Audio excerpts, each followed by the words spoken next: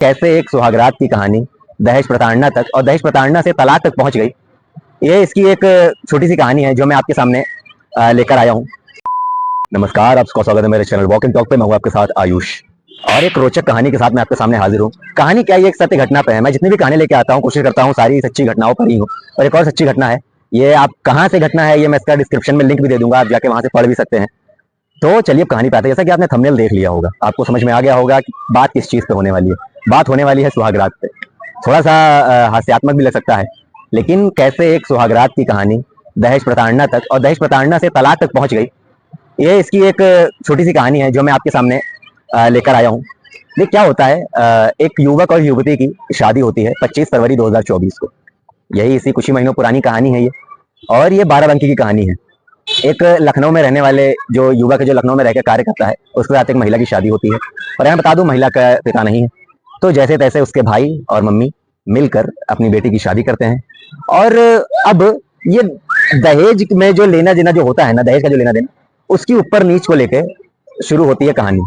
जैसा कि में आपने देखा होगा कि सिर्फ जो बहू है वो रजाई नहीं लाई तो सास ने सुहागरात नहीं मनाने दी। अब ये कहानी कैसे जुड़ रही है, रजाई कहाँ, सुहागरात कहाँ, इसमें सास कहाँ?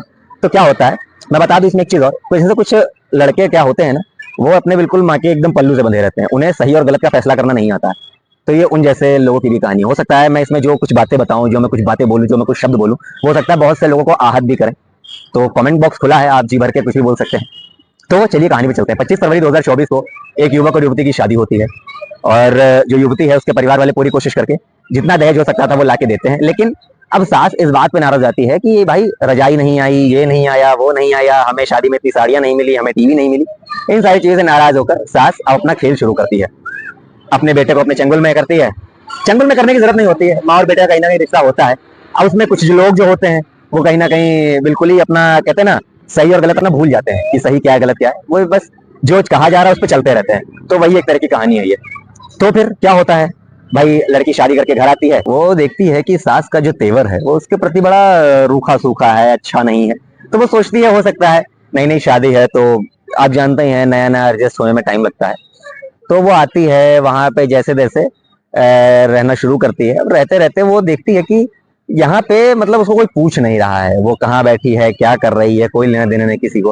अब आप सोचिए, वो जिस कमरे में जब सोने जाती है तो वहां एक रजाई भी नहीं होती है। सोचने वाली बात है कि फरवरी का टाइम है, आखिर ठंड रात में होती ही होती है। आप यूपी की ठंड जानते हैं, उत्तर प्रदेश की ठंड। तो अब उस ठंड में एक रजाई की इंसान को जरूरत तो होती ही होती है। अब वो भी उसके पास नहीं होती है, लेकिन जैसे जैसे पति प्रबंध करके देता है कि सो जाओ बाद में बात करेंगे, तो लड़की धीरे धीरे एडजस्ट करती है। एक दिन, 2 दिन, 3 दिन निकल जाते हैं, है ना। और पति और पत्नी साथ में नहीं लेट रहे होते हैं। ठीक है, ऐसे धीरे धीरे दिन बीतते हैं, 4 दिन 5 दिन बीतते हैं। फिर एक दिन सास आती है, अपने बहू से कहती है कि तुम लोगों ने सुहागरात नहीं मनाई क्या? तो अब इस पर बहू चुप हो जाती है। तो फिर सास, आपने अगर टीवी सीरियल्स देखे हो हमारे इंडिया के, उसमें क्लिष्ट हंसी हंसती है ठागा मार के हंसती है और कहती है कुछ नहीं हो पाएगा, मैं जो चाहूंगी वही होगा। अब आप देखिए कि एक सास ने किस तरह से चीजों पर कब्जा कर रखा है। ठीक है, पति पत्नी का एक रिश्ता, एक अपना अपना रिश्ता होता है, उसमें किसी तीसरे की जरूरत नहीं होती। लेकिन अब वहां पे उसने दखल अंदाजी करना शुरू की। चलिए वो एक अलग चीज है। उसके बाद वो कहती है कि तुम्हारे घर वालों ने ये नहीं दिया, ये सास कह रही है बहू से, तुम्हारे घर वालों ने वो नहीं दिया, ऐसा नहीं किया, वैसा नहीं किया, तो अब तुम कुछ भी नहीं कर पाओगी, तुम सुहागरात नहीं मना पाओगी, मेरे बेटे के साथ नहीं रह पाओगी, मेरा बेटा, मैं जो अपने बेटे से कहूंगी वो वही करेगा। अब आप सोचिए कि एक लड़की जिसका बाप नहीं है, ठीक है, चलिए वो तो मैं सिंपैथी नहीं दे रहा हूँ, लेकिन मैं प्रॉपर एक टेक्निकली बात कर रहा हूँ कि आप शादी करके लाए हैं, एक रिश्ता बनाया है, तो उसका भी कहीं ना कहीं एक अधिकार है चीजों पर। आप उसको वो अधिकार नहीं लेने दे रहे हैं। तो चलिए खैर, अब इस पर मैं क्या ही कहूँ, इस पर मैं अंत में जरूर काफी कुछ मेरे मन में है, मैं कहूंगा। चलिए कहानी पर चलते हैं। फिर क्या होता है भाई, ये जैसे जैसे चलता है उससे लड़के से मिलने नहीं दिया जाता है। लड़का भी अपनी माँ के ही बल्लू से बंधा दूर दूर दूर दूर रहता है। ठीक है, फिर जैसे तैसे लड़की 15-20 दिन रह के अपने भाई के साथ मायके चली जाती है, क्योंकि नवरात्र आ रहा था। अब वो सोचती है चलो नवरात्र के बाद अपने पति को फोन करूंगी, बुलाऊंगी। वो फोन करती है, पति साफ आने से मना कर देता है कि मैं तुमको लेने नहीं आऊंगा, मैं तुम्हारे साथ नहीं रहना चाहता हूँ, तुमने मेरी माँ की चीजें नहीं पूरी करी हैं, मैं तुम्हारे साथ नहीं रहूंगा। अब आप सोचिए कि कितना एक बुरा एहसास होगा उस युवती के लिए कि जो सोच रही थी कि कहीं ना कहीं उसका घर बस गया है, वो खुश रहेगी, सारी चीजें अच्छी हो जाएंगी, लेकिन उसके लिए चीजें और बुरी होती गई सिर्फ इसलिए कि वो कुछ चीजें नहीं ला पाई। आखिर वो तो उसके हाथ में भी नहीं थी भाई साहब।